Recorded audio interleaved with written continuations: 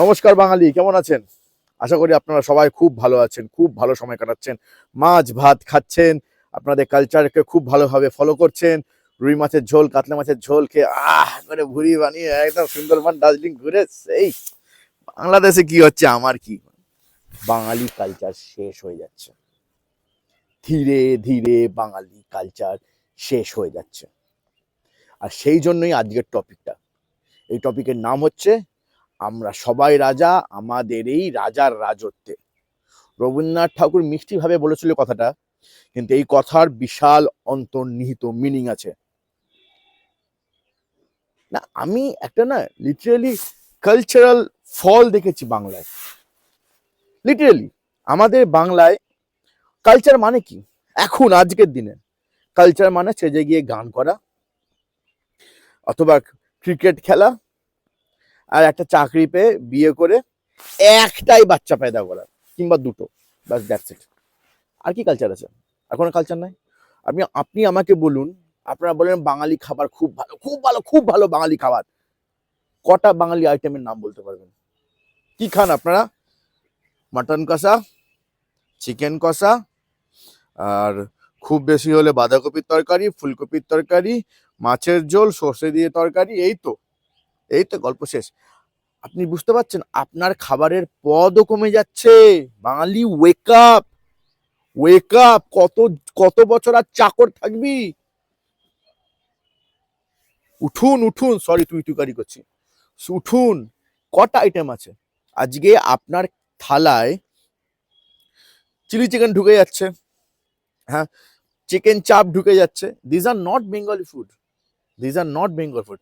কটা খাবারের আইটেম আপনি ভ্যারাইটিস আইটেম বানান? বানান না। ইউ লস্ট, লস্ট অফ আইটেম। পটল পোস্ত বিয়ে বাড়িতে, পটলের দোলমা, তো এখন তো আর হয়ই না। কোথায় হয়? হয় না।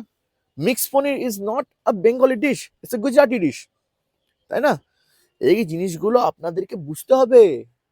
আপনার থালায় দেখুন, আপনার থালায় বাঙালি পদ কমে যাচ্ছে, মানে বাঙালি কালচার হ্রাস হয়ে যাচ্ছে। এটা তখনই হয় যখন একটা জাতি নিজেকে আর রাজা মনে করে না। রবীন্দ্রনাথ ঠাকুর উপর থেকে কাঁদছে, আমি কি বলেছিলাম, এটা কি করছে? উনি বলেছিলেন আমরা সবাই রাজা আমাদের এই রাজার রাজত্বে। আজকে আপনার নিজের মাটিতে, বাঙালিদের বলছি, স্পেশালি কলকাতার লোকেদের বলছি, স্পেশালি কলকাতার লোকেদের বলছি, আজকে আপনার নিজের মাটিতে, নিজের বাজারে অন্য রাজ্যের ব্যবসায়ীরা, পাঞ্জাবি, মারোয়ারি, তামিল, তেলুগু, সবাই এসে ব্যবসা করছেন। You are just a mere consumer. আপনার নিজস্ব কোনো প্রোডাক্ট নেই। কেন নেই? চলুন কথা বলি, বলবো কিভাবে রাজা হতে হবে। How to become a king, how to become a king, এটা বুঝতে হবে। দেখুন, 1976-এ আই থিঙ্ক মিত্রাকান আর্কাইভ, ওখানে লেখা ছিল যে কিভাবে কিভাবে ওরা আমাদের বেঙ্গলি কালচারে অ্যাটাক করেছে। ঠিক আছে? কিভাবে ওরা অ্যাটাক করেছে, কারণ ওরা জানে বাংলা উঠে দাঁড়ালে ভারতবর্ষ উঠে দাঁড়াবে, ইনোভেশন হবে, রিসার্চ হবে। কে রিসার্চ করেছে? আচার্য জগদীশ চন্দ্র বসু। দেখুন, এই যে আচার্য শব্দটা আজকে প্রফেসর হয়ে গেছে। আমরা আচার্য বলি না। কেন বলি না? কে মানা করেছে? কিন্তু হাউ দিস ইজ বিকাম কুল। এই যে আমাদের মধ্যে একটা মেন্টালি আছে না, স্পেশালি কলকাতার লোকেদের মধ্যে একটা মেন্টালিটি আছে যে we wanna be something like western. ঠিক আছে? শাড়ি পরে ইংলিশে কথা বলবো। নিজের দেশের লোকেদেরকে, যেমন হয়ে গেল মালদা, হয়ে গেল বহরমপুর, হয়ে গেল মুর্শিদাবাদ হলো, তাদের সঙ্গে কম্পেয়ার করবো যে তোদের কাছে কি আছে? আমাদের কাছে দেখ শপিং মল আছে, আমাদের কাছে কেএফসি আছে, তোদের কাছে আছে? আরে বাল করবো কেএফসি নিয়ে? কেন আমাদের সঙ্গে কম্পেয়ার করিস ভাই? We are not we are teammates.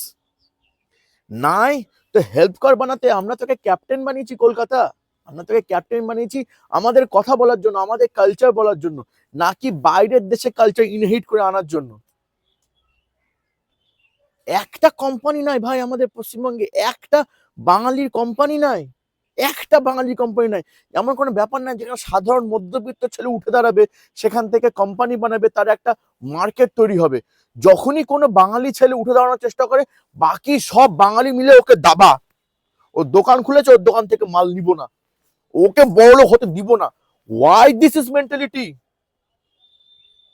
এই জন্য তো বলেছে যে আমরা সবাই রাজা, আমাদের রাজা রাজত্বে। মানে কি, যখন একটা বাঙালি ছেলে দোকান বানাচ্ছে না, দোকান খুলছে, ওকে হেল্প করতে হবে to make sure he should become a king.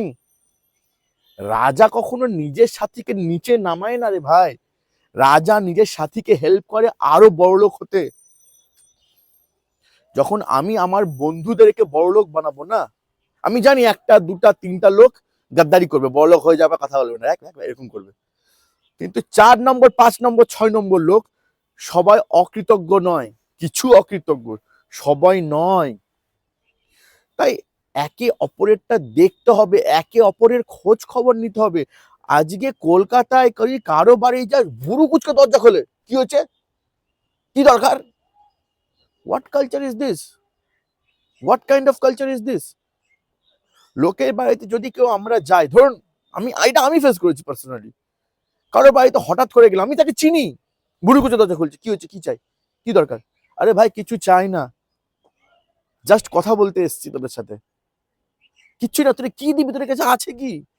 কয়েকটা শাড়ি, আলমারি আর একটা ঘর, তোদের কাছে সামান্য জমি পর্যন্ত নাই। বল কটা কলকাতার বাঙালির গ্রাম বাংলায় জমি আছে বল? আছে? নাই, গ্যারেন্টেড নাই। সালা বোকাচোদা বাঙালি কলকাতার লোকেরা 1 কোটি টাকা দিয়ে ল্যাম্বরগিনি কিনে গরম লাগে ঘুরে বেড়াচ্ছে, দেখো আমি 1 কোটি টাকার ল্যাম্বরগিনি কিনেছি। আবে ল্যাম্বরগিনির ভ্যালু ডিপ্রিসিয়েটিং, ওটার ভ্যালু থাকে না। যেই কিনলি তার ভ্যালু পরের দিনই 1 কোটি টাকাটা 50 লাখ হয়ে গেল, কিংবা তারও কম। 1 কোটি টাকা জমি কিন, জমি কিন, বাইরে জমি কিন, মালদায় জমি কিন, ইসলামপুরে জমি কিন। আমাকে বল না কটা কলকাতার লোকেদের বালুঘাটে জমি আছে, কলকাতা সাউথ বেঙ্গলের লোকেদের কোথায় জমি আছে, আর কটা মালদার লোকেদের মেদিনীপুরে জমি আছে, যে আমি গিয়ে দেখি যেটা আমার জমি। আরে এইভাবেই তো কানেকশনটা তৈরি হবে, এইভাবেই তো কিংহুড তৈরি হবে। ছোট একটু মানে, আর যারা গভর্নমেন্ট স্কুল টিচার আছে তাদের উপর বেশি বেশি বেশি করে রাগ। স্কুল টিচার করলে 5 ঘন্টা ডিউটি, ঘরে এসে ঘুমাচ্ছে, কালকে যাব পড়াতে, গভর্নমেন্ট টাকা দিচ্ছে আরাম করে ঘুমানোর জন্য না। গভর্নমেন্ট আরাম করে ঘুমানোর জন্য টাকা দিচ্ছে না। আমি জানি পশ্চিমবঙ্গ গভর্নমেন্ট জানে যে একটা সংসারে 4টা ছেলে ম্যাক্সিমাম 20,000 টাকা হেসে গেলে চলে যায়, বাকি 40,000 টাকা তোকে বিজনেস করার জন্য দিচ্ছে গভর্নমেন্ট। স্কুল থেকে আয়, এসে 1 ঘন্টা রেস্ট কর, রেস্ট করে বিজনেস কর, টাকাটা ইনভেস্ট কর, ওপেন করে একটা কোম্পানি খোল। বলে আমি কি কোম্পানি, আমি তো জানি না, কত মাল কিনে মাল ধরো। এটা এআই এর যুগ। Make a web page, make a make a app, make a app, literally make app. AI A prompt লিখবি, ওখান থেকে অ্যাপ অটোমেটিক বেরিয়ে যাবে, সেই অ্যাপটা গুগল স্টোরে ফেলে দিবি। কি করবে? চাল ব্যাগ, চাল চাল, সিম্পল চাল বিক্রি কর ভাই, চাল। তো মাসগুলো 60,000 টাকা বেতন স্কুল টিচারদের বলছি, কারণ শিক্ষকই সমাজের পিলার, প্রথম পিলার। তোরা বড়লোক হবি তো বাংলা বড়লোক হবে, ঠিক আছে? শিক্ষকদের বলছি, আমি তুই করে বলছি, কারণ আমার সহপাঠী লোকেদের বলছি। আমার থেকে বড় লোকেদের আমার জ্ঞান দেওয়ার ক্ষমতা নাই, তারা অনেক বেশি জ্ঞানী, কিন্তু যারা আমার সহপাঠী তাদেরকে বলছি, আমার মনে হয় তাদের যেন ইন্টেলিজেন্স ক্ষমতাটা না ব্লক হয়ে গেছে, আই থিঙ্ক সো। এবং যারা প্রাইভেট ফার্মেও আছে, যদি 15,000 টাকা বেতন হয়, 2,000 টাকা বাঁচা হয়, 2,000 টাকা বাঁচা। 2,000 টাকা দিয়ে প্রথম মাসে লাইসেন্স কর, ঠিক আছে? তারপরের মাসে কিছু মাল কিন, একটা অ্যাপ বানা, অ্যাপ বানিয়ে ছাড়, ডেলিভারি করবে পোস্ট অফিস, ডোন্ট ওয়ারি, একদম পারফেক্ট ডেলিভারি হবে। এমন কোনো মালের ব্যবসা করবি না যে মালটা পচে যায়, ঠিক আছে? টিকে থাকে এরকম মালের ব্যবসা। কানের দুল, ইউনো, রাস্তায় কেন বসবি ভাই কানের দুল নিয়ে?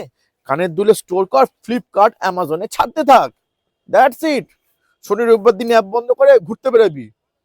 15,000 টাকা ইনকাম হচ্ছে না, 2,000 টাকা দিয়ে ব্যবসাটা খুলে দে ভাই। এখন আমাদের যা অবস্থা না, আমাদেরকে দিনে 18 ঘন্টা করে, সপ্তাহে 5 দিন মেহনত করতেই হবে। 12 ঘন্টা কোম্পানির জন্য, যে কোম্পানিতে কাজ করিস তোরা, 6 ঘন্টা নিজের জন্য। এবং যা স্কুল টিচার, তাদের কাছে তো আরো বেশি ফান্ডিং, আরো বেশি ফান্ডিং আছে। 5 ঘন্টা 8 ঘন্টা স্কুলে কাজ করেন, 2 ঘন্টা স্কুল থেকে এসে ঘুমান, বাকি 8 ঘন্টা নিজের জন্য কাজ করুন, কোম্পানি খুলুন, একটা অ্যাপ বানান, সেই অ্যাপে মাল লিস্ট করুন, চাল বেচুন, ডাল বেচুন। এই আমার পাশে আম গাছ আছে, হ্যাঁ, আমসত্ত্ব বানিয়ে বেচুন না, অ্যাপে বেচুন, কোনো খরচ তো নাই। বোতলে আমসত্ত্ব বানিয়ে, এক বোতল বাবা, এক বোতল আমসত্ত্ব বানিয়ে রাখ, আর একটা প্লাস্টিক আন, ঠিক আছে, দয়া প্লাস্টিক আন, নিয়ে রেখে দে, অ্যাপে অর্ডার আসবে, পোস্ট অফিসে দিবি, দিয়ে বলবি পাঠিয়ে দে। আমসত্ত্ব তো কত কত কত বছর থাকে। বাস এইভাবেই ব্যবসাকে ঘোরাতে হবে। আমাদের পশ্চিমবঙ্গের সমস্ত বাঙালিদেরকে এক হয়ে কাজ করতে হবে, কিছু উপায় নাই। স্পেশালি বাঙালি হিন্দুদেরকে এক হয়ে কাজ করতে হবে। যে গ্রামের জমিগুলো মালিকানা আমাদের হাতছাড়া হয়ে গেছে, ওই গ্রামের জমিগুলো আমাদেরকে কিনতে হবে। র মেটেরিয়ালের উপর আমাদের কবজা রাখতে হবে। আমি বললাম তো, কলকাতার লোকের কটা গ্রামে জমি আছে দেখা, কলকাতার লোকের কটা পুকুর আছে, কটা মাছ ব্যবসায়ী আছে, পুকুর বুঝিয়ে ফ্ল্যাট বানাচ্ছে। যাবে চুতি হবে তোরা, কেউ পুকুর বুঝিয়ে ফ্ল্যাট বানায়, ফ্ল্যাট বানাচ্ছে বাবা, বলতে যাস না তোকে মেরে দিবে। আবে একসঙ্গে বল, তোর বাড়ির সামনে ফ্ল্যাট হচ্ছে না, পুরো 5-6টা ওয়ার্ড চলে আয় একসঙ্গে। কেন পুকুর বানাচ্ছ? পুকুর কারো বাপের সম্পত্তি না, পুকুর একটা জেলার সম্পত্তি।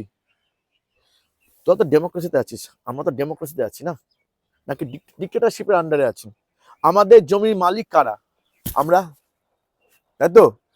কোনো চেয়ারম্যান, কোনো কাউন্সিলর, কোনো এমএলএ, এমপি, মিনিস্টার নয়। কি করবে, কি করবে যদি ওরা যদি আমাদের পুকুর দখল করে নেয়, আমাদের প্রকৃতি দখল করে নেয়?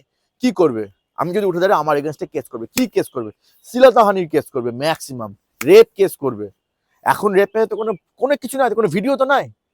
আমার পুরো পাড়া, পুরো ওয়ার্ড যদি একসঙ্গে হয়ে সাক্ষী দেয়, কি ছিঁড়ে নিবে? কিছু ছিঁড়তে পারবে না। এই লড়াকু মেন্টালিটি লাগতে লাগবে ভাই, সম্পত্তি বাড়াতে লাগবে, রাজা হতে হবে। খালি নিজের দেশের না, বাইরের বিহার, ঝাড়খণ্ড, মধ্যপ্রদেশেরও জমি কিনতে হবে। ওখানে আমাদের স্কুল, আমাদের কলেজ, আমাদের ফ্যাক্টরি খুলতে হবে। আমাদের পশ্চিমবঙ্গের ভূমি খালি চাষ করার জন্য ফ্যাক্টরি আমরা ঝাড়খণ্ডে খুলবো, ফ্যাক্টরি আমরা মধ্যপ্রদেশে খুলবো, ফ্যাক্টরি আমরা তেলেঙ্গানাতে খুলবো। ছোট ছোট ছোট ছোট ছোট ছোট স্টেপে স্টেপে যদি এগায় না, 10 বছরে আই থিঙ্ক আমরা আমাদের নিজস্ব একটা ইঞ্জিন বানিয়ে ফেলবো। ব্যাস, গেম ঘুরে গেল সারা, কেউ কিছু করতে পারবে না।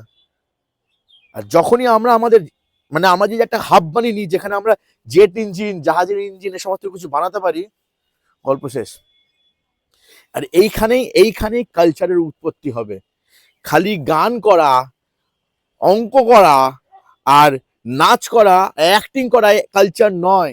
যে ছেলেটা বক্সিং করতে পারে সেও তোমার কালচারের অংশ, সে একটা খুবই গুরুত্বপূর্ণ কালচারের অংশ। যে সেটা তাইকন্ডো করতে পারে সেও খুব গুরুত্বপূর্ণ হবে কালচারের অংশ। যে জিমন্যাস্টিক জানে সেও খুবই গুরুত্বপূর্ণ হবে তোমার কালচারের অংশ, ঠিক আছে?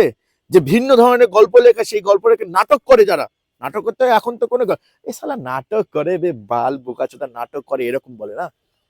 যারা নাটক করে, যারা এক্সট্রিমলি ইন্টেলিজেন্ট হয়, যারা, কি বলবো, কালচারালি এক্সপ্যান্ড করো। যখন তুমি কালচারালি এক্সপ্যান্ড করবে, দেখবে বাঙালি তোমার থালা না বিভিন্ন বিভিন্ন আরো নতুন বাঙালি আনা পদে ভরে গেছে, অথবা ইতিহাস থেকে কোনো বাঙালি পদ উঠে আসলো। তখন বুঝবে বাঙালি আবার রাজা হচ্ছে, রাজা হতে হবে। এত সহজ না, কিন্তু শুরুটা সহজ, মাঝখানে লড়াই করতে হবে। কারণ আপনাদের মার্কেটে অনেক বাইরের লোক বসে আছে, এটা খারাপ কিছু না, থাকবেই। মার্কেটে কম্পিটিশন রাখতে লাগবে, আমরা ওদের রাখবো, বাট আমাদের আন্ডারে থাকবে। বুঝতে পারছেন তো? This is call kinghood. মেন্টালিটিটা রাখুন। রাস্তায় নেমে বাংলা পক্ষে চিৎকার করলে হবে না, নেমে লড়তে হবে, নেমে মার্কেটে প্রোডাক্ট নামাতে হবে, প্রোডাক্ট নামাতে হবে। শাড়ি কিনুন না ভাই, আদি মনি মল্লিক, আঞ্জিলালি কি শাড়ি বিক্রি করবে? অ্যাপ বানান, অ্যাপ বানিয়ে শাড়ি পার্সেল করুন, পোস্ট অফিসের মাধ্যমে পার্স করুন। একটা একটা মাল এপাশ ওপাশ হবে না। ভাবুন, বুঝুন, বলতে হচ্ছে। I am the most ignored person in this society. আমি স্কলারশিপ হোল্ডার, আমি বক্সিং এর চ্যাম্পিয়ন, আমি গানে গ্র্যাজুয়েট, আমার থেকে ভালো করে ডিজাইন করতে পারে না, তবুও I am the most ignored person. কারণ আমি একটু আলাদা ভাবি, আমি কারো পোঁত চাটি না, আমি নিজেকে রাজা ভাবি। দ্যাটস ওয়াই, মানে গুলামদের মধ্যে এ সালা এইভাবে কেন চলছে বুক ফুলিয়ে? চলবো ভাই, কারণ আমি কিং, কারণ I'm the king, I'm the only king. বুক ফুলিয়ে চলবো, কাউকে মানবো না। আমার রাজা হওয়ার জন্য জন্মগ্রহণ করেছি। সরি, ঠিক আছে, জয় হিন্দ, বন্দে মাতরম, Har Har Mahadev, be a king.